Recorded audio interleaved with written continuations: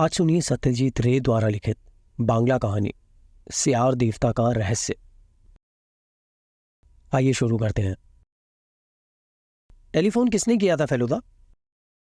ये सवाल करते ही मेरी समझ में आया कि मैंने बेवकूफ़ी की है, क्योंकि फेलुदा योगाभ्यास के समय बातचीत करता ही नहीं है।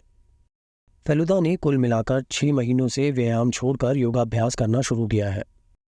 सुबह वो आधे घंटे तक तरह तरह के आसन करता रहता है, यहां तक कि कोहनी के बल अपने सिर को नीचे कर पैरों को शून्य में उठाकर शीर्षासन भी करता है।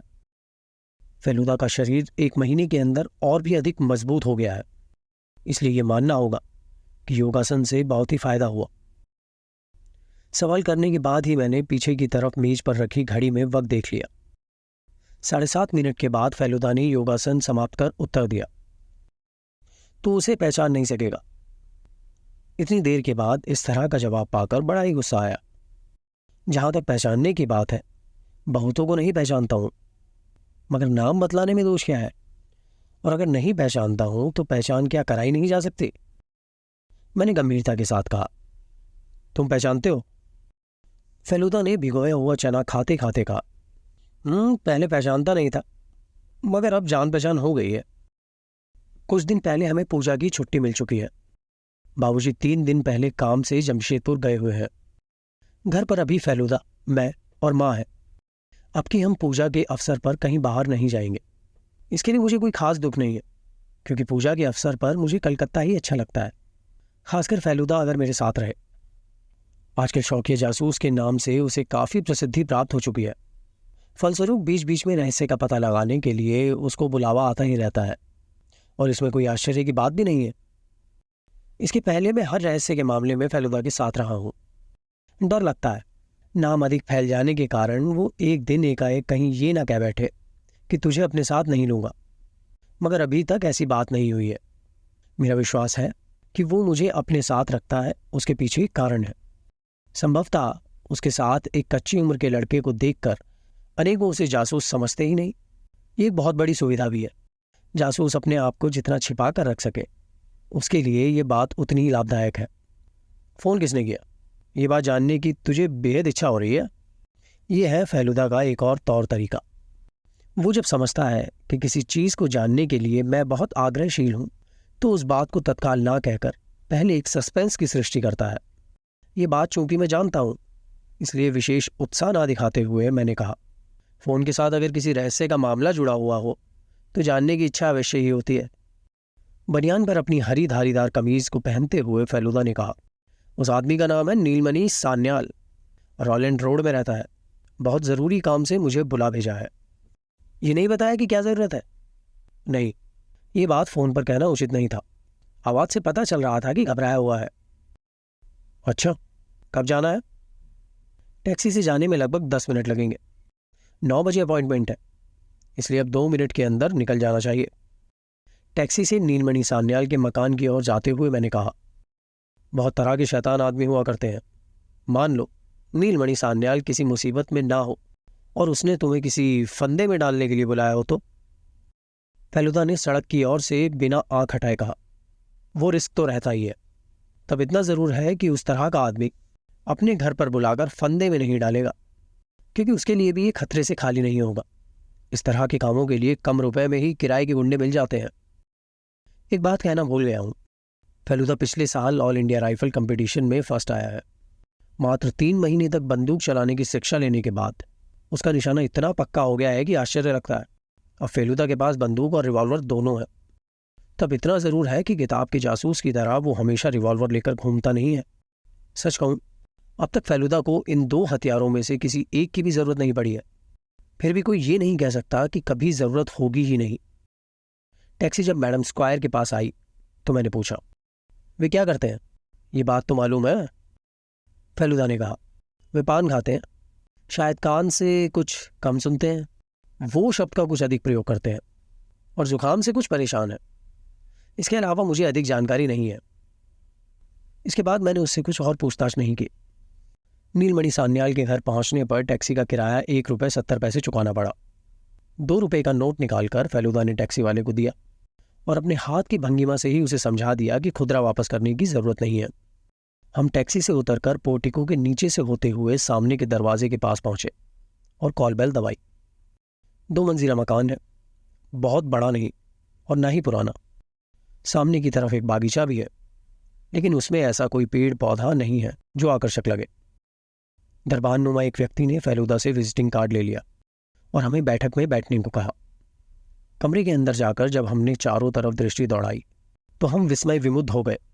सोफा, टेबल, गुलदस्ता, तस्वीरों और कांच की अलमारी में सजी हुई खूबसूरत चीजों ने एक खासा आकर्षक वातावरण तैयार कर दिया है। लगता है बहुत पैसा खर्च कर और दिमाग लगाकर इन चीजों को खरीद कर सजाया गया है। फेलुदा ने खुद ही उठकर पंखे का रेगुलेटर घुमाया। ठीक उसी क्षण एक भले आदमी ने कमरे के अंदर प्रवेश किया। पहनावे के रूप में स्लीपिंग सूट के पजामे का एक तरफा बटनदार अद्दी का कुर्ता, पांवों में हिरन के चमड़े का चप्पल और दोनों हाथों की उंगलियों में कई अंगूठियां, कद मंझला, दाढ़ी मूछ मुड़ी हुई, सिर पर बहुत ही कम बाल, रंग मोटे तौर पर गोरा और आंखें नींद से बोझिल जैसे। देखने से लगता है अभी नींद से जाग कर आ रहे हैं। उम्र कितनी होगी? 50 से ज्यादा नहीं। आपका ही नाम प्रदोष मित्र है?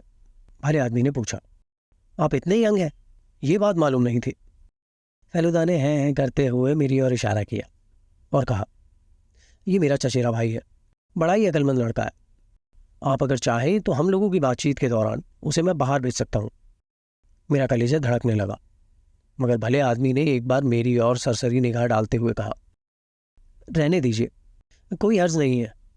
उसके बाद फेलुदा की ओर मुड़कर बोले, वो आप लोग कुछ लीजिएगा? चाय या कॉफी? नहीं, हम अभी चाय पीकर ही आ रहे हैं। ठीक है, फिर वक्त बर्बाद ना करते हुए मैं आपको ये बता देता हूं कि मैंने आपको यहां क्यों बुलाया है। तब हाँ, इसके पहले मैं अपना परिचय बता दूं। आप समझ ही रहे होंगे कि मैं शौकीन आदमी हूं। इसका भी अंदाजा लग गया होगा कि मेरे पास थोड़ा बहुत पैसा भी है। मेरे कहने पर आपको इस पर यकीन ना होगा कि मैं ना तो नौकरी करता हूं और ना ही कोई व्यवसाय। बपौती जायदाद का भी एक भी पैसा मुझे नहीं मिला है। नीलमणि बाबू ने रहस्य की सृष्टि करने की मुद्रा बनाकर चुप्पी साध ली। फिर क्या लॉटरी का पैसा मिला है? जी, फिर क्या लॉटरी वगैरह से पैसा मिला है? एग्जैक्टली। भले आदमी बच्चे की तरह चिल्ला उठे। 11 साल पहले रेंजर्स लॉटरी में जीतने के कारण ही एक ही बार लगभग 2.5 लाख रुपए मिल गए थे। उसके बाद उसी रुपए में से कुछ तो रुपए के जोर से, कुछ और भाग्य के जोर से अच्छी तरह से रह रहा हूं। 8 साल पहले मैंने ये मकान बनवाया। हो सकता है आप सोचे कि इस तरह निठल्ला रहकर जीवन कैसे जीता हूं, मगर दरअसल मैं एक काम करता हूं, बस एक ही काम, और वो है नीलामी से सब चीजें खरीद कर घर सजाना। भले आदमी ने अपने दाहिने हाथ को उठाकर चारों तरफ सजी हुई चीजों की ओर इशारा किया और उसके बाद बोले, जो घटना घटी है उससे मेरी इन आर्टिस्टिक चीजों का कोई रिश्ता है या नहीं कह नहीं सकता, मगर मेरे मन में संदेह हो रहा है कि रिश्ता हो भी सकता है। ये जो नीलमणि बाबू ने अपने कुर्ते की जेब में हाथ डालकर कागज के कुछ टुकड़े बाहर निकाले और फेलुदा की ओर बढ़ा दिए।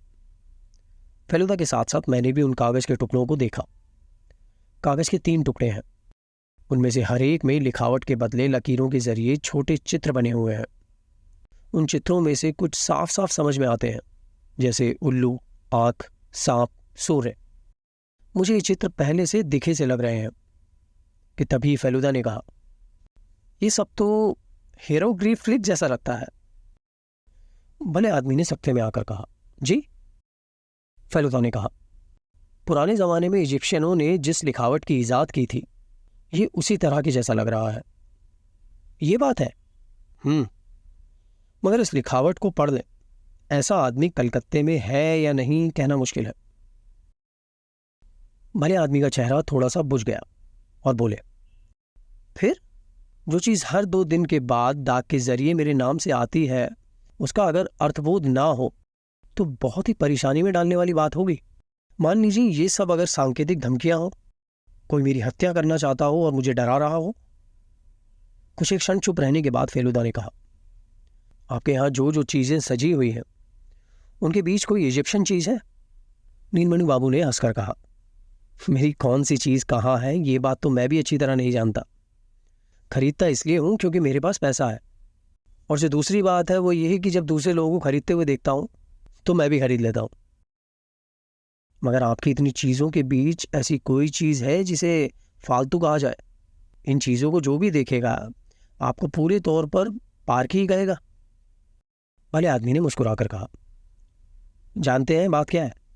इन मामलों में अगर कोई चीज़ ऐसी होती है जिनकी जानकारी सभी को हो तो उसकी कीमत ज़्यादा होती है। जब पैसा है तो मैं ऐसी चीज़ क्यों ना खरीदूं जो सबसे ज़्यादा बेहतरीन हो। बहुतेरे बड़े बड़े ग्राहकों से ऊंची बोली बोलकर नीलामी में मैंने ये सब चीज़ें खरीदी हैं, इसलिए मेरे पास अगर बेहतरीन चीज़ें हैं तो उसमें कोई अचरज की बात नहीं। आपको ये पता है या नहीं कि आपके पास कोई मिस्र की चीज़ है या नहीं? नीलमणि बाबू सोफे से उठकर कांच की एक अलमारी की ओर गए और उसके ऊपर के ताक से बित्ते भर की लंबी एक मूर्ति उतारकर फेलुदा को दी। हरे पत्थर की मूर्ति है, उस पर विविध रंगों के चमकते हुए नग जड़े हुए हैं। 2-4 जगहों में सोना भी है। मगर आश्चर्य की बात यह है कि मूर्ति का शरीर यद्यपि आदमी की तरह ही मगर उसका चेहरा सियार जैसा है। भले आदमी ने कहा, इसे मैंने 10-1 दिन पहले इराटून ब्रदर्स की नीलामी में खरीदा है। शायद ये, फेलुदा ने मूर्ति पर एक सरसरी निगाह दौड़ते हुए कहा, एनुबिस। एनुबिस? ये एनुबिस क्या है? फेलुदा ने मूर्ति को सावधानी से उलट पुलट कर उसे नीलमणि बाबू के हाथ में वापस करते हुए कहा, एनुबिस था प्राचीन मिस्र का गॉड ऑफ द डेड, मृत आत्माओं का देवता। आपको ये बेहतरीन चीज मिली है? मगर भले आदमी की आवाज में भय का पुट था।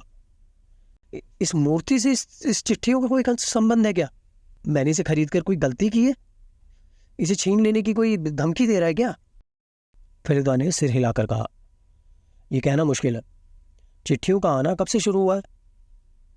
यही पिछले सोमवार से, यानी मूर्ति खरीदने के बाद से ही। हाँ।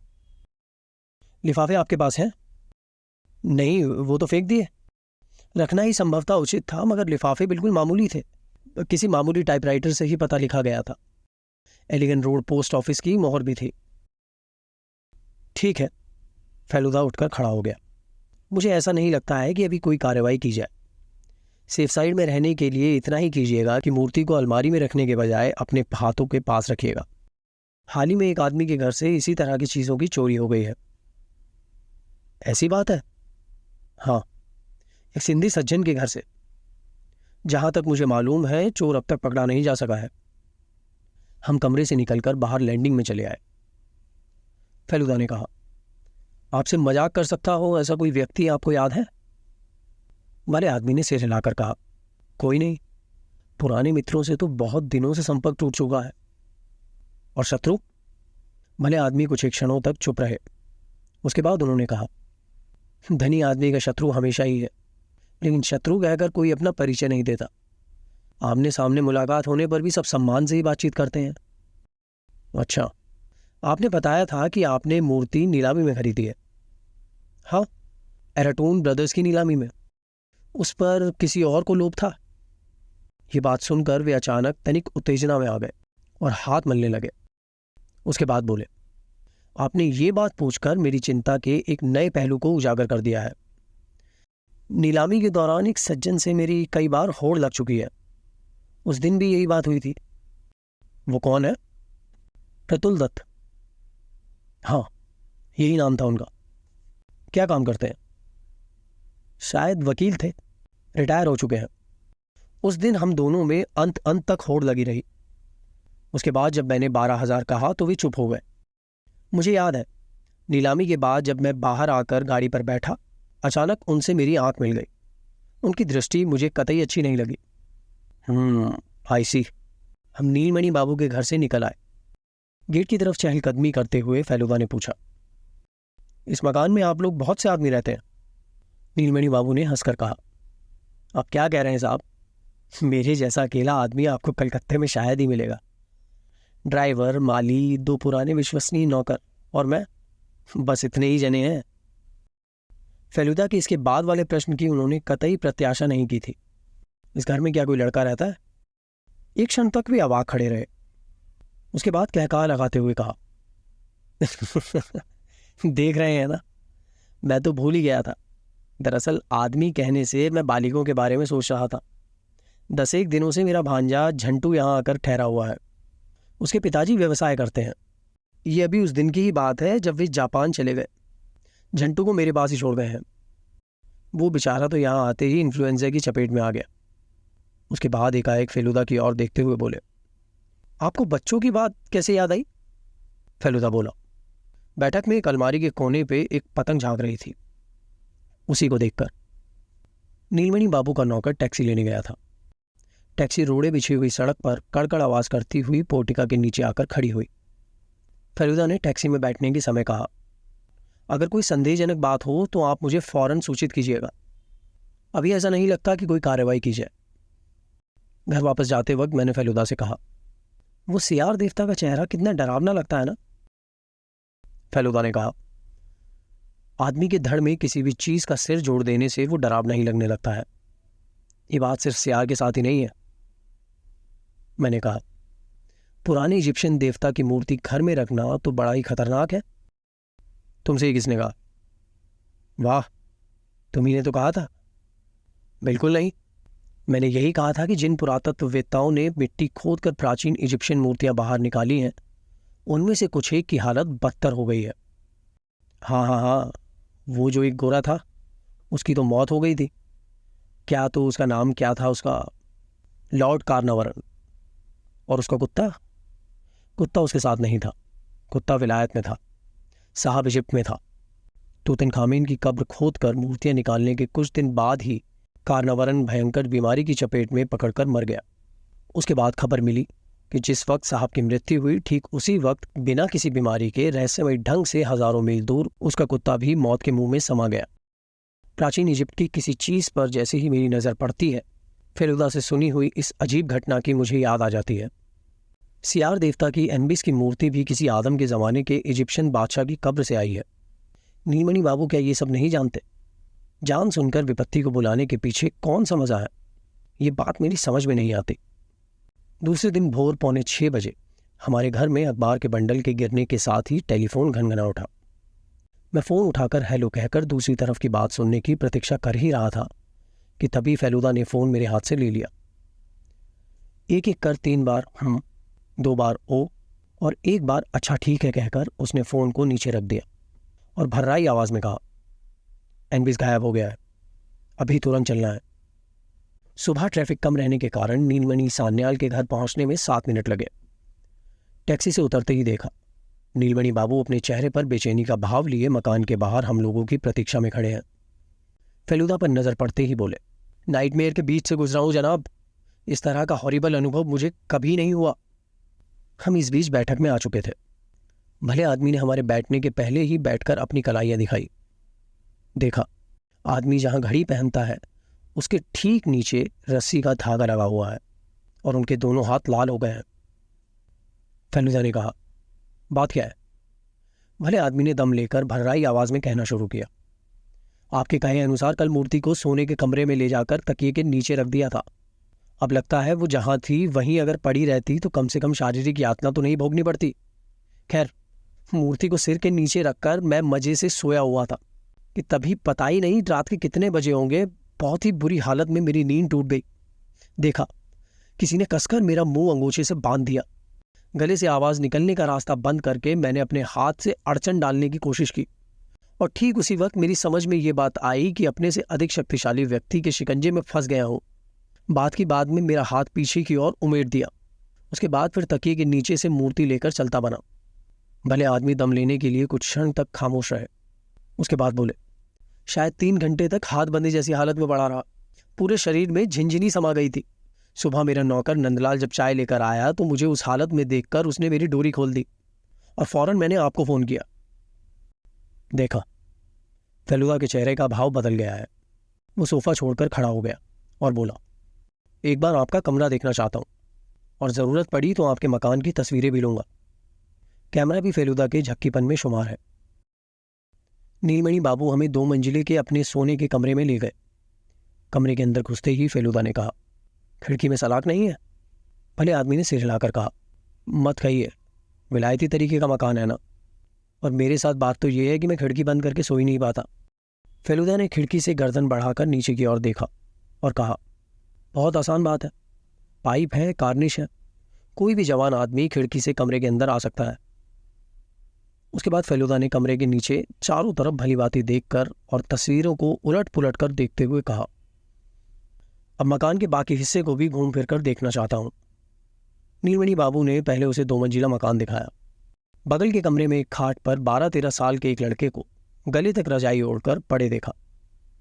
उसकी आंख बड़ी बड़ी है और देखने से लगता है कि उसका स्वास्थ्य ठीक नहीं है। समझ गया, यही झंटू है, नीलमणि बाबू ने कहा। कल ही डॉक्टर बोस झंटू की नींद की दवा दे गए हैं, इसीलिए रात में उसके कानों को कोई आवाज़ नहीं पहुंची। उस मकान के 2 और कमरे देखकर और एक मंजिल के कमरे में सरसरी निगाह दौड़कर हम बाहर चले आए। नीलमणि बाबू के कमरे की खिड़की के नीचे कई फूलों के टब देखे, जिनमें पाम जैसे पेड़ लगे हुए हैं। फेलुदा ये देखने लगा कि टबों के अंदर कुछ है या नहीं। शुरू के 2 टबों में उसे कुछ भी ना मिला। तीसरे के पत्तों को अंदर टटोलने पर टीन का एक डिब्बा मिला। उसके ढक्कन को खोलकर नीलमणि बाबू की ओर बढ़ाते हुए कहा, इस मकान का कोई आदमी सूंघनी का सेवन करता है क्या? नीलमणि बाबू ने सिर हिलाकर ना जताया। फेलुदा ने डिब्बे को अपनी पैंट की जेब में रख लिया। अब के नीलमणि बाबू ने बहुत ही उदासी भरे स्वर में कहा, मिस्टर मित्तिर, और कोई बात नहीं, एक मूर्ति चली गई, ना होगा तो दूसरी खरीद लूंगा, मगर एक डाकू मेरे घर पर आकर मुझ पर जोर जुल्म करके चला जाए, ये बर्दाश्त के बाहर है। आपको इसका कोई ना कोई रास्ता निकालना ही होगा।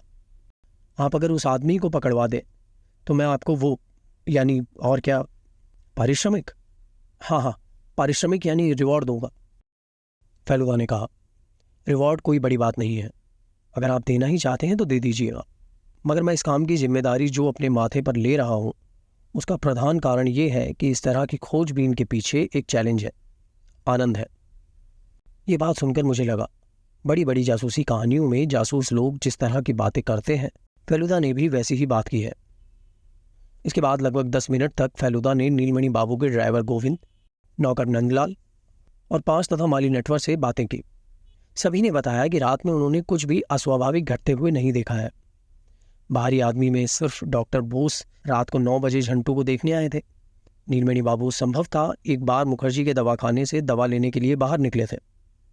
लौटती बार में जरा अनमना था। अचानक ध्यान में आया, टैक्सी हमारे घर के रास्ते को छोड़कर कहीं दूसरी ओर ही जा रही है। फेलुदा को गंभीर पाकर उससे मैंने कुछ और पूछताछ नहीं की। टैक्सी फ्री स्कूल स्ट्रीट के एक मकान के सामने रुके। देखा, मकान के सदर दरवाजे के ऊपर साइन बोर्ड पर बड़े बड़े रुपहले अक्षरों में लिखा हुआ है, हेराटून ब्रदर्स ऑक्शनियर्स। ये नीलामी की दुकान है। मैंने कभी नीलाम घर नहीं देखा था। पहली बार देखकर मैं अचंभे में आ गया। इतनी तरह की अजूबा चीज़ें एक साथ कभी देखने का मौका ही नहीं मिला था। फेलुदा का काम 2 मिनटों में निपट गया। प्रतुल दत्त का पता है 7/1 लवलक स्ट्रीट। मैंने मन ही मन सोचा, प्रतुल दत्त के घर पर जाने पर भी फेलुदा को अगर निराश होना पड़ा तो फिर उसके लिए कहीं जाने का रास्ता नहीं रह जाएगा। इसका मानी यही है कि फेलुदा को हार स्वीकार करनी पड़ेगी, और तब मेरी क्या हालत होगी मालूम नहीं, क्योंकि अब तक फेलुदा को कहीं हार स्वीकार नहीं करनी पड़ी है। वो किसी भी मामले में हर तरफ से निराश होकर मुंह लटकाए बैठा हो, इस दृश्य की मैं कल्पना नहीं कर सकता। मुझे उम्मीद है जल्द ही उसे किसी सुराग का पता चल जाएगा। हालांकि मुझे अभी अंधेरा ही अंधेरा लग रहा है। दोपहर के समय खाना खाते समय मैंने कहा, इसके बाद? उसने चावल के ढेर पर से एक गड्ढा बनाकर उसमें 1 कटोरा मूंग की दाल डाली और कहा, इसके बाद मछली, फिर चटनी, फिर दही। उसके बाद पानी पीकर मुंह धोऊंगा, फिर 1 बीड़ा पान खाऊंगा। उसके बाद एक जगह फ़ोन करके आधे घंटे तक नींद लेता रहूंगा। इन सबों में टेलीफोन ही मेरे लिए सबसे दिलचस्प खबर रही, इसलिए मैं उसी का इंतज़ार कर बैठ गया। डायरेक्टरी से मैंने प्रतुल दत्त का नंबर खोजकर निकाल दिया था। नंबर डायल कर हेलो कहने के समय फेलुदा ने अपनी आवाज़ को बिल्कुल बदलकर एक बूढ़े आदमी जैसी आवाज़ बना ली। फ़ोन पर जो बातें हुई उनमें से एक तरफ की बातें मैं सुन सका था। उसका यहाँ ज्यों का त्यों लिख रहा हूँ। हेलो, मैं नागतल्ला से बोल रहा हूँ। जी, मेरा नाम जयनारायण बागची। मुझे प्राचीन कारुकार्य के शिल्पों के प्रति गहरी दिलचस्पी है। इस पर मैं एक पुस्तक लिखने जा रहा हूँ। हाँ, जी हाँ, आपके संग्रह के बारे में सुन चुका हूँ। जी, मेरा आपसे यही अनुरोध है कि कृपया मुझे कुछ अपनी चीज़ें देखने का अवसर प्रदान करें। जी नहीं, मैं पागल हूँ क्या? अच्छा, हाँ ज़रूर। आपका बहुत बहुत धन्यवाद। जी नमस्कार।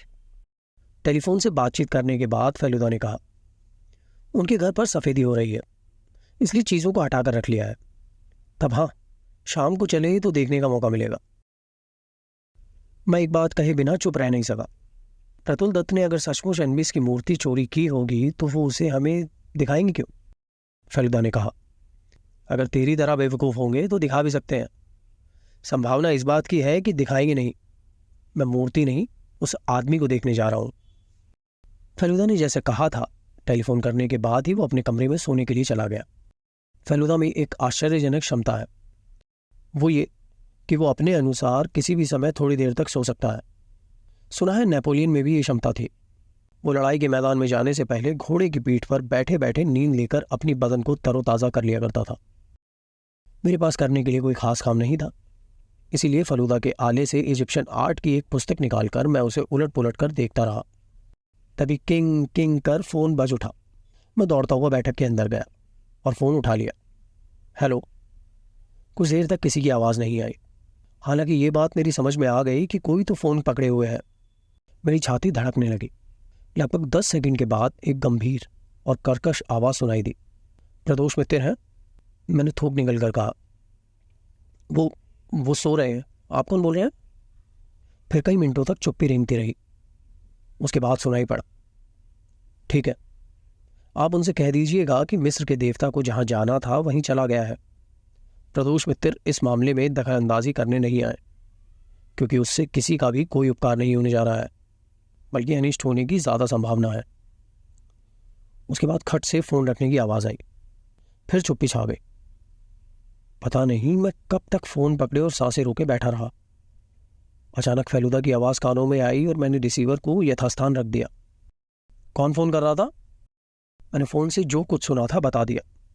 फेलुदा गंभीर चेहरा लिए भौहें सिकोड़कर सोफे पर बैठा हुआ बोला, तू अगर मुझे बुला लेता, मैं क्या करता? कच्ची नींद से जगह देने पर तुम बिगड़ जाते मुझ पर। उस आदमी के गले की आवाज़ किस तरह की थी? गंभीर और घरघराती जैसी। खैर, अभी चलकर एक बार प्रतुल दत्त का चेहरा देखा हूं। लग रहा था थोड़ी रोशनी दिखाई पड़ रही है। अब फिर धुंधलापन सा छा गया है। 6 बजने में 5 मिनट बाकी थे। हम प्रतुल दत्त के मकान के फाटक के सामने टैक्सी से नीचे उतरे। मैं ये दावे के साथ कह सकता हूं कि हमारे पिताजी भी इस वक्त हमें देखकर पहचान नहीं सकते थे। फेलुदा एक 60 साल के बूढ़े के वेश में सजा हुआ है। खिचड़ी दाढ़ी, आंखों पर मोटे कांच का चश्मा, बदन पर काले रंग का बंद गले का कोट, घुटने तक उठी हुई धोती और मोजे के ऊपर बाटा के भूरे रंग के कैट जूते। आधे घंटे तक अपने कमरे का दरवाज़ा बंद कर कर उसने अपना मेकअप किया था और बाहर निकलकर कहा, तेरे लिए 2-3 चीज़ें रखी हैं, चटपट पहन ले। मैंने अवाक होकर कहा, मुझे भी मेकअप करना है? बेशक। 2 मिनटों में ही मेरे सिर पर छोटे छोटे बालों वाला एक विग और नाक पर एक चश्मा लग गया। उसके बाद फेलुदा ने एक पेंसिल से मेरे बालों को बिखेर दिया। उसके बाद कहा, तू मेरा भांजा है, तेरा नाम है सुबोध, यानी तू शांत, शिष्ट, पूछताछ, भला मानस है। वहां अगर कुछ बोला तो घर लौटते ही तमाचे और थप्पड़ से तेरा स्वागत किया जाएगा। प्रतुल बाबू के मकान में सफ़ेदी का काम करीब करीब खत्म हो चुका है। मकान की डिज़ाइन देखकर पता चल रहा है कि कम से कम 25-30 साल पुराना है। नए रंग के कारण खिड़की, दरवाजे, दीवार इत्यादि झिलमिला रहे हैं। फाटक के अंदर घुसते ही देखा, बाहर एक खुले बरामदे पर बेत की कुर्सी पर एक मध्यवयस्क आदमी बैठे हुए हैं। हमें अपनी ओर आते हुए देखकर भी वे कुर्सी से नहीं उठे। शाम के नज़रिए में ये पता चल गया कि उनका चेहरा खासा गंभीर है। फेलुदा ने दोनों हाथ जोड़कर और सिर झुकाकर नमस्कार करते हुए अपने नए बुढ़ापे की धीमी आवाज़ में कहा, क्षमा कीजिएगा, आप ही क्या प्रतुल बाबू हैं? भले आदमी ने गंभीर स्वर में कहा, हाँ, मैं ही जयनारायण बागची हूँ। मैंने ही आज दोपहर आपको फ़ोन किया था। ये है मेरा भांजा सुबोध। भांजे को अपने साथ क्यों ले आए? इसके बारे में तो आपने फ़ोन पर कुछ नहीं कहा था। मेरे सिर पर विग खुजलाने लगा। फेलुदा ने अपनी आवाज़ को अत्यंत मीठी बनाते हुए कहा, वो चित्र बनाना सीख रहा है इसीलिए। भले आदमी कुर्सी छोड़कर खड़े हो गए। आप लोग मेरी चीज़ें देखना चाहते हैं, इसमें मुझे कोई आपत्ति नहीं है। तब हाँ, हटाकर रखी हुई तमाम चीज़ों को खींच खींच कर बाहर निकालना पड़ा है। बड़ी ही परेशानी उठानी पड़ी है। एक तो यूं ही घर पर रात दिन मिस्त्रियों का झमेला लगा रहता है। इसे ठेलो, उसे हटाओ, चारों तरफ कच्चा रंग है। रंग की गंध भी बर्दाश्त नहीं होती अब। ये सारी झंझटें खत्म हो तो फिर मौका मिले सांस लेने का। आइए, अंदर आइए। वो आदमी भले ही अच्छा ना लगा हो, परंतु अंदर जाकर उनकी चीज़ों को देखते ही मैं आश्चर्यचकित रह गया। फेलुदा ने कहा, देख रहा हूं आपके पास मिस्र की कई शिल्प कला का खासा अच्छा संग्रह है। सो है, कुछ चीज़ें कैरों में खरीदी हैं और कुछ यहाँ ऑक्शन में। देखो भैया सुबोध, अच्छी तरह से देख लो। फेलुदा ने मेरी पीठ में चिकोटी काट कर मुझे चीज़ों की ओर धकेल दिया। तरह तरह के देवी देवता हैं, देख लो। ये जो बाज है वो भी देवता ही है, ये जो उल्लू है वो भी देवता ही है। ये देखो, मिस्र में कितनी तरह की चीज़ों की लोग बाग पूजा उपासना किया करते थे। प्रतुल बाबू ने सोफे पर बैठकर चुरूट सुलगाया। न जाने एकाएक मुझे क्या विचार आया कि मैं बोल उठा, सियार देवता नहीं है मामा जी। इस सवाल से प्रतुल दत्त को जैसे एक धक्का लगा हो। वे बोले, चुरूट की क्वालिटी फील कर गई है, पहले इतना कड़ा नहीं हुआ करता था। फेलुदा ने पहले की ही तरह महीन आवाज में कहा, मेरा भांजा एनबिस के बारे में कह रहा है, कल ही उसे इसके बारे में बताया था। प्रतुल बाबू अचानक झुंझुला उठे। एनुबिस? स्टूपिड फूल। जी। फेलुदा ने अचकचाकर प्रतुल बाबू की ओर देखा। एनुबिस को आप मोर कह रहे हैं? एनुबिस को नहीं कह रहा हूं। उस दिन नीलामी के समय उस आदमी को मैं पहले भी देख चुका हूं। ही इज़ अ फूल। उसकी बिडिंग का कोई हिसाब ही नहीं था। एक बहुत ही खूबसूरत मूर्ति थी। ऐसी एब्सर्ड बोली बोला कि उससे ज़्यादा बोलना मुश्किल था। पता नहीं इतना पैसा लाते कहाँ से ये लोग। फेलुदा ने चारों तरफ एक बार फिर से सरसरी निगाह दौड़ाते हुए उन्हें नमस्कार किया और कहा, बहुत बहुत धन्यवाद, आप बड़े ही भले आदमी हैं। आपका शिल्पों का संग्रह देखकर मुझे बेहद खुशी हुई। ये सब चीज़ें 2 मंजिले पर थी। अब हम नीचे की ओर चल दिए। सीढ़ियाँ उतरते हुए फेलुदा ने कहा, आपके यहाँ और कौन कौन है? पत्नी है, लड़का विदेश में रहता है। प्रतुल दत्त के घर से निकलने के बाद जब हम टैक्सी के लिए आगे बढ़े तो ये बात समझ में आई कि मोहल्ला कितना निर्जन है। अभी 7 भी नहीं बजे हैं, फिर भी सड़क पर कोई राहगीर नहीं दिखता। 2 भिखमंगे बच्चे श्यामा संगीत गाते हुए आ रहे हैं। हम सब उनके करीब पहुंचे तो पता चला कि उनमें से एक गीत गा रहा है और दूसरा बाजा बजा रहा है। लड़के का गला बड़ा ही मधुर है। फेलुदा उसके स्वर से स्वर मिलाकर गाने लगा, बोलो माँ तारा जाऊं मैं कहाँ, कोई ना मेरा है शंकरी यहाँ। बालीगंज के सर्कुलर रोड से चहलकदमी करते वक्त हमारी दृष्टि तक एक भागती हुई टैक्सी पड़ी। फेलुदा ने आवाज़ देकर उसे रोका। जब हम टैक्सी के अंदर बैठने लगे तो बूढ़े ड्राइवर को फेलुदा की ओर आश्चर्य भरी दृष्टि से देखते हुए पाया। इस मरियल बूढ़े के गले से नौजवान के गले की जैसी तेज आवाज़ कैसे निकली थी, शायद वो यही सोच रहा था। दूसरे दिन सुबह जब टेलीफोन बजा, मैं बाथरूम के अंदर दांत साफ कर रहा था, इसलिए फेलुदा ने फ़ोन का रिसीवर उठाया। पूछने पर पता चला कि नीलमणि बाबू ने सूचना देने के लिए फ़ोन किया था। कल प्रतुल बाबू के घर में भी डकैती हो गई। ये खबर अखबार में भी छपी है। रुपया पैसा नहीं गया, डकैत सिर्फ कुछ एक प्राचीन काठकार्य की चीज़ें ले गए हैं। 8-10 छोटी छोटी चीज़ें। उनकी कीमत कुल मिलाकर 20-50 हज़ार रुपये से कम ना होगी। पुलिस ने खोज पड़ताल शुरू कर दी है। प्रतुल बाबू के घर पर सुबह सुबह पुलिस से साक्षात्कार होना और उनके बीच फेलुदा का परिचित आदमी मिल जाना कोई आश्चर्य की बात नहीं है। हम जब वहाँ पहुँचे तो 7:15 बज चुके थे। आज मैंने मेकअप नहीं किया है। फेलुदा अपना जापानी कैमरा अपने साथ लाना भूला नहीं था। हम कुल मिलाकर गेट के अंदर पहुंचे ही होंगे कि तभी एक प्रसन्नमुख मोटा सोटा चश्मा लगाए हुए आदमी, शायद इंस्पेक्टर या कुछ वैसा ही होगा, फेलुदा पर नज़र पड़ते ही उसके पास बढ़ाया और उसकी पीठ पर एक थौल जमाते हुए बोला, क्या हालचाल है फेलो मास्टर? लगता है गंध मिलते ही आपका हाजिर हो गया। फेलुदा ने विनम्रता से हंसते हुए कहा, क्या करूं, हमारा तो यही काम है। काम मत कहो, काम तो है हम लोगों का, तुम लोगों का ये शौक है। कहो, ठीक कह रहा हूं ना? फेलुदा ने इस बात का उत्तर ना देकर कहा, कुछ पता चला? बर्गलरी केस है, इसके अलावा और क्या हो सकता है? इतना ज़रूर है कि भले आदमी बहुत ही अपसेट है। अपना सिर पीटते हुए बस इतना ही कहते हैं कि कल एक बूढ़ा आदमी एक छोकरे के साथ उनकी चीज़ें देखने आया था। उनकी धारणा यह है कि इस डकैती के पीछे उन दोनों का हाथ है। ये बात सुनते ही मेरा गला सूखने लगा। फेलुदा वास्तव में बीच बीच में बड़ा ही बेढप काम कर बैठता है, मगर फेलुदा में घबराहट का नामो निशान नहीं था। वो बोला, फिर इस बूढ़े का पता चलते ही चोर पकड़ में आ जाएगा, ये तो बड़ा ही आसान मामला है। मोटे पुलिस के अफसर ने कहा, बहुत ही अच्छी बात कह रहे हो, एक बार की उपन्यास के खोटी जासूस की तरह। वाह। उनसे इजाज़त लेकर फेलुदा और हम कमरे की ओर बढ़ गए। प्रतुल बाबू को आज भी उसी बरामदे में बैठा हुआ देखा। वे इतने अनमने थे कि हमें देखकर भी जैसे नहीं देख रहे थे। किस कमरे में चोरी हुई है देखोगे? मोटे पुलिस अफसर ने पूछा। चलिए। कल शाम हम 2 मंजिले के जिस कमरे में गए थे, आज भी हमें उसी कमरे के अंदर जाना पड़ा।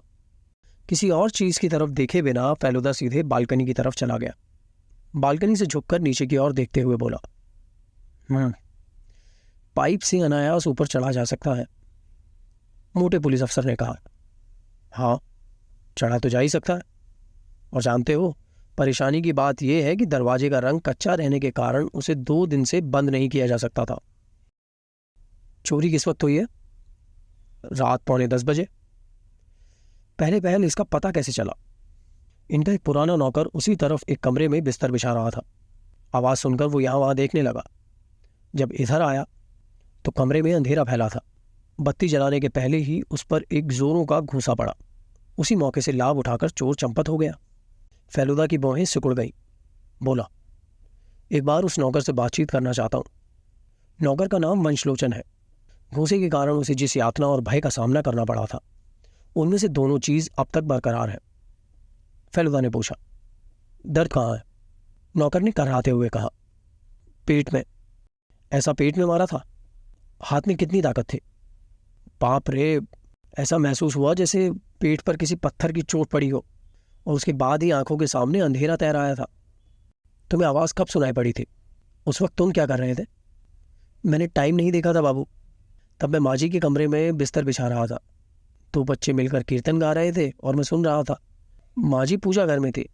वे बोली, बच्चों को जाकर पैसे दे दो। मैं जाने को ही था कि तभी बाबू के कमरे से बर्तन गिरने की आवाज़ आई। सोचा जब वहाँ पर कोई है ही नहीं तो फिर चीज़ें गिरने की आवाज़ क्यों आ रही है? इसलिए मैं देखने गया और कमरे के अंदर जाते ही वंशलोचन इसके बाद कुछ न कह सका। सब कुछ सुनने के बाद लगा हमारे जाने के बाद 1 आध घंटे के अंदर ही वहाँ चोर आया होगा। मैंने सोचा फेलुदा शायद और कुछ पूछताछ करे, मगर अंततः वो कुछ नहीं बोला। मोटे पुलिस अफसर को धन्यवाद देकर हम कमरे से बाहर निकल आए। बाहर सड़क पर आते ही फेलुदा के चेहरे पर एक परिवर्तन आ गया। इस चेहरे को मैं पहचानता हूँ। फेलुदा को कोई रास्ता दिख गया है और रास्ते पर चलते चलते ही रहस्य का समाधान मिल जाएगा। हमारे निकट से होती हुई टैक्सी गुजर गई, मगर फेलुदा ने उसे रोका नहीं। हम दोनों पैदल चलने लगे। फेलुदा की देखा देखी मैं भी सोचने लगा, परंतु बहुत आगे तक नहीं बढ़ पाया। प्रतुल बाबू चोर नहीं है, इसका साफ साफ पता चल जाता है। हालांकि प्रतुल बाबू जवान जैसे दिखते हैं और उनकी आवाज़ में एक बुलंदी है, मगर यह बात फिर भी मुमकिन जैसी नहीं लग रही थी कि प्रतुल बाबू एक पाइप से चढ़कर 2 मंजिले तक पहुंच सकते हैं। उसके लिए बहुत कम उम्र के आदमी की जरूरत पड़ती। फिर चोर है कौन? और फेलुदा किस चीज़ के बारे में इतनी तल्लीनता से सोच रहा है? कुछ देर तक पैदल चलने के बाद हम नीलमणि बाबू की दीवार के पास पहुंच गए। दीवार को अपनी बाई ओर छोड़कर फेलुदा आगे बढ़ने लगा। कुछ देर बाद दीवार बाई ओर मुड़ गई। फेलुदा मुड़ गया और उसके साथ साथ मैं भी। इस और रास्ता नहीं है, घास पर से होकर चलना पड़ता है। मुड़ने के बाद 18 या 19 कदम ही चला होऊंगा कि फेलुदा एकाएक ठिठक कर खड़ा हो गया और दीवार के एक हिस्से को बड़े गौर से देखने लगा। उसके बाद बिल्कुल करीब जाकर उस जगह की एक फोटो खींची। देखा, वहाँ एक भूरे रंग की हाथ की छाप है। पूरे हाथ की नहीं, 2 उंगलियां और हथेली के कुछ अंश की, मगर उससे पता चल जाता है कि वो बच्चे के हाथ की छाप है। अब हम जिस रास्ते से गए थे उसी रास्ते से लौटकर फाटक से होते हुए एक बारगी मकान की ओर चले गए। खबर भेजते ही नीलमणि बाबू हड़बड़ाते हुए नीचे चले आए। हम तीनों जब बैठक के अंदर बैठ गए तो नीलमणि बाबू ने कहा, आपसे कहूँगा तो पता नहीं आप क्या सोचेंगे, मगर हकीकत यही है कि आज मेरा मन कल की बनिस्बत हल्का है। हमारी ही तरह एक और व्यक्ति की दुर्दशा हुई है। ये सोचकर तकलीफ बहुत कुछ कम हो गई है, मगर जब तक एक सवाल का जवाब ना मिलेगा मेरी तकलीफ दूर होगी ही नहीं। और वो सवाल है कि मेरा एनुबस कहाँ गया। बतलाइए, आप इतने बड़े डिटेक्टिव हैं, एक एक कर 2 डकैतियां 2 दिनों के दरमियान हो गई और आप पहले की ही तरह अब भी अंधेरे में हैं। फेलुदा एक सवाल कर बैठा।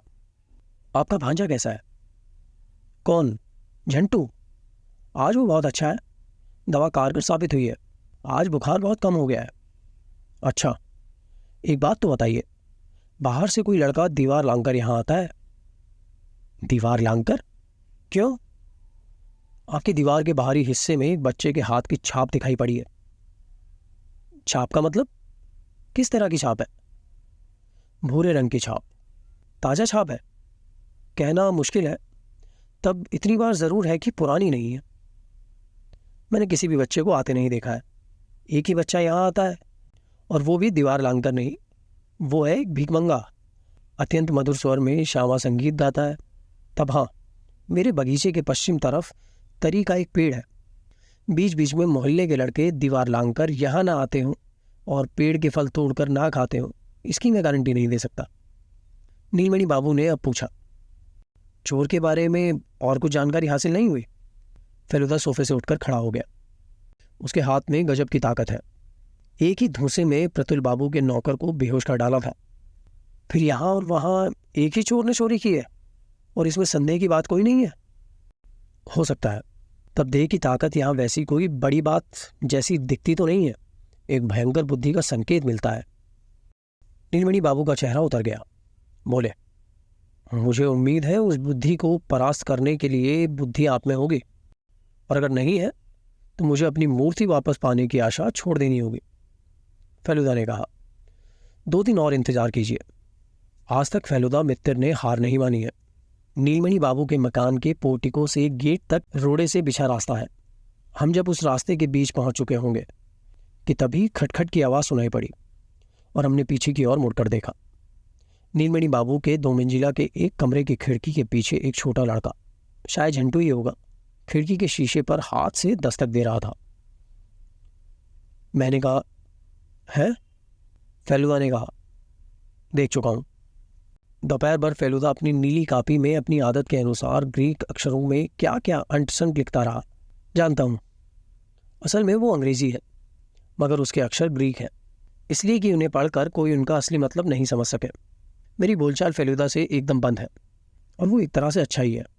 अभी उसका सोचने का समय है, बोलने का नहीं। बीच बीच में उसे गीत गुनगुनाते हुए देखता हूँ।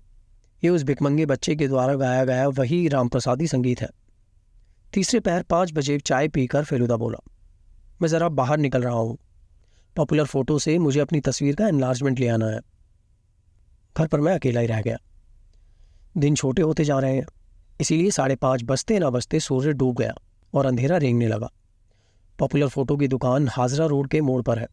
फेलुदा को फोटो लेकर लौटने में 20 मिनट से ज़्यादा नहीं लगना चाहिए था, लेकिन इतनी देरी क्यों हो रही है? ये ज़रूर है कि कभी कभी तस्वीर तैयार ना रहने के कारण दुकान पर बैठना पड़ता है। मुझे उम्मीद है वो कहीं दूसरी जगह नहीं गया होगा। मुझे छोड़कर अगर वो इधर उधर चक्कर लगाता है तो मुझे अच्छा नहीं लगता। करताल की आवाज़ मेरे कान में आती है और उसके साथ साथ परिचित गले का वही गीत, बोलो माँ तारा जाऊँ मैं कहाँ, कोई ना मेरा है शंकरी यहाँ। वे दोनों लड़के ही हैं, आज हमारे मोहल्ले में भीख मांगने आए हैं। गीत धीरे धीरे आगे की ओर बढ़ता आ रहा है। मैं अपने कमरे की खिड़की के पास जाकर खड़ा हो गया। यहाँ से सड़क दिखाई पड़ती है। वे ही लड़के हैं, एक गीत गा रहा है और दूसरा करताल बजा रहा है। कितना मधुर है उस लड़के का स्वर। अब गीत गाना बंद कर दोनों लड़के हमारे घर के सामने खड़े हो गए और ऊपर की ओर चेहरा उठाकर बोले, माँ जी भीख दीजिए माँ जी। पता नहीं मुझे क्या हुआ कि मैंने 50 पैसे का एक सिक्का खिड़की से लड़कों की ओर फेंक दिया। ठन से आवाज़ करता हुआ वो सिक्का ज़मीन पर गिर पड़ा। लड़के ने उसे उठाकर झोले में रख लिया और फिर से गीत गाता हुआ वहाँ से रवाना हो गया। एक बात की वजह से मेरा माथा चकराने लगा। हम लोगों का रास्ता हालांकि काफ़ी अंधेरा था, फिर भी भिखमंगे बच्चे ने ऊपर की ओर मुंह उठाकर भीख मांगी तो मुझे लगा कि उसके चेहरे से झंटू का चेहरा हुबहू मिल रहा है। हो सकता है मैंने देखने में गलती की हो, मगर मन में एक तो खटका सा पैदा हो गया था। मैंने तय किया कि फेलुदा के आते ही उसे ये बात बताऊंगा। लगभग 6:30 बजे फेलुदा एनलार्जमेंट लेकर वापस आया। उसके चेहरे पर एक तनाव था। मैंने जो सोचा था वही हुआ। उसे दुकान में बैठकर इंतज़ार करना पड़ा। बोला, अब खुद ही एक डार्क रूम तैयार करूंगा और उसी में फ़ोटो की डेवलपिंग प्रिंटिंग करूँगा। बंगाली दुकानदारों की बात पर यकीन नहीं किया जा सकता। फेलुदा जब अपने बिस्तर पर तस्वीरों को फैलाए बैठा था, मैंने उसके पास जाकर उस भिखमंगे बच्चे की बात बताई। बिना किसी आश्चर्य के साथ उसने कहा, इसमें हैरान होने की कौन सी बात है? हैरान होने की बात नहीं है। हम्म मगर इसे तो भयंकर गड़बड़ी कहा जाएगा ना। गड़बड़ है ही। ये बात शुरू में ही मेरी समझ में आ गई थी। तुम क्या कहना चाहते हो कि वो लड़का चोरी के मामले में शामिल है?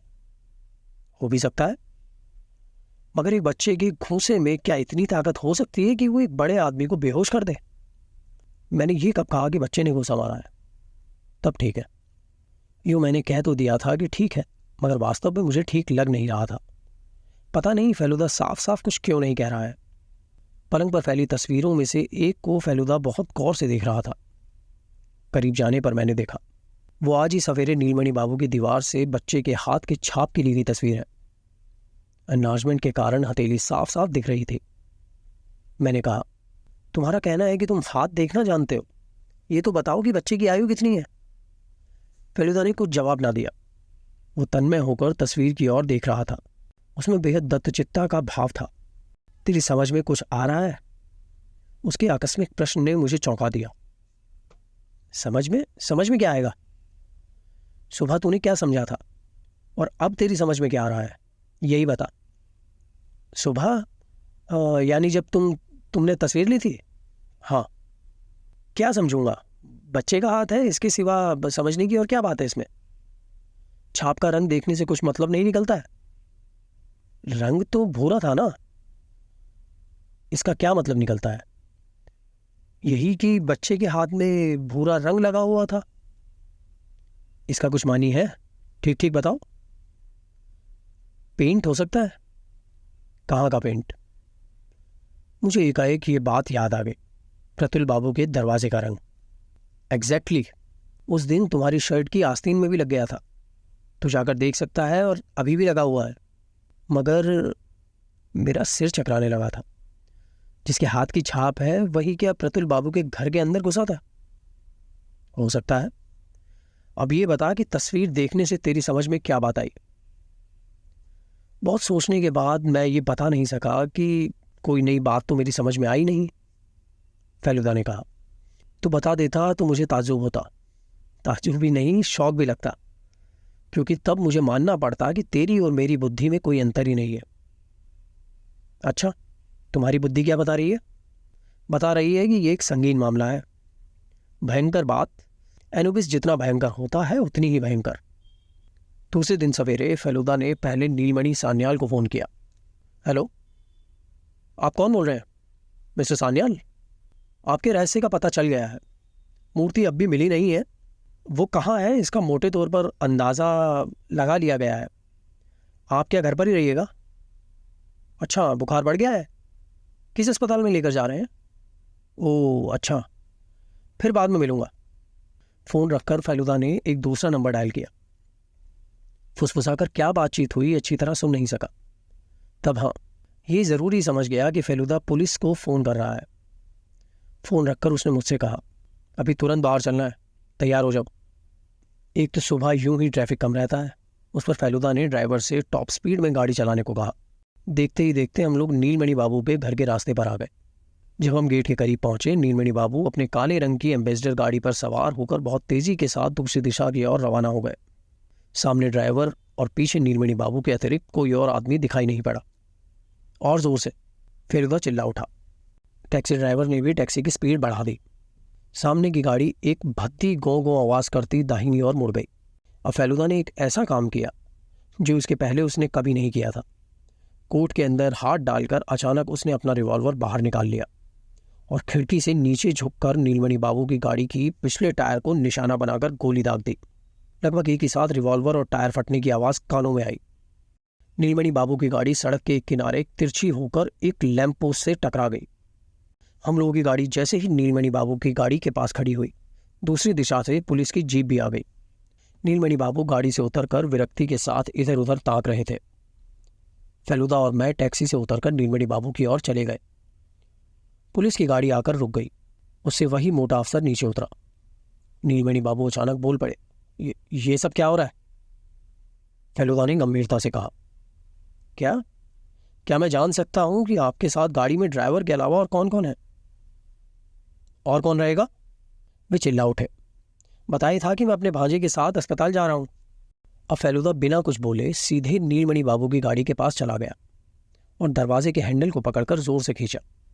दरवाज़ा खुल गया।